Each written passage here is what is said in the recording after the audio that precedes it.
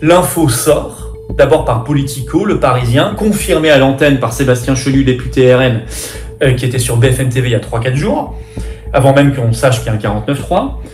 Confirmation que le RN va s'abstenir sur cette loi. Il faut qu'on soit responsable. Il y a de l'argent européen derrière, donc nous devons laisser passer cette loi, et donc en s'abstenant, il laissait passer la loi. Parce que LR et NUP avaient prévu de voter contre. Mais si le RN votait contre, ça passait pas. Je vous ai dit, il n'est pas du tout impossible que malgré tout, ils fassent un 49.3, même s'ils sont sûrs, grâce à cette abstention du RN, ils sont sûrs que ça passe. Mais ils vont peut-être faire quand même un 49.3 pour que la collusion avec le RN, RN Macron et RN Renaissance ne se voit pas trop. Et il s'est passé exactement ce que j'avais dit.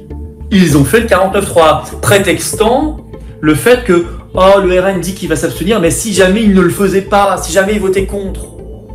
Donc ils ont fait un 49.3. Donc dépôt derrière de motion de censure. Et là, vous avez le sketch qui continue. Parce que le RN qui devait s'abstenir, maintenant il a le beau rôle. Il dit nous on va voter les motions de censure. Et ça, de toute façon, ils savent qu'elles ne passeront pas. Parce que LR a tout de suite dit qu'ils ne la voteraient pas. Donc, le RN dit, on va voter la motion de censure, là, ça leur coûte rien. Donc, RN qui allait sauver la mise à Macron et à Ursula von der Leyen, là, pour des raisons d'affichage, va voter la motion de censure, ça lui coûte rien.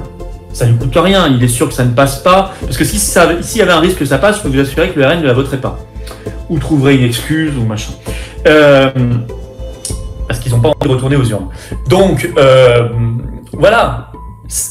Alors, LR, qui devait voter contre la loi, bizarrement ne vote pas la motion de censure, donc c'est totalement incohérent. Si vous votez contre la loi, alors normalement vous devriez voter la motion de censure. Donc on est dans une incohérence totale. RN et LR sont vraiment dans la toute petite politique politicienne dégoûtante.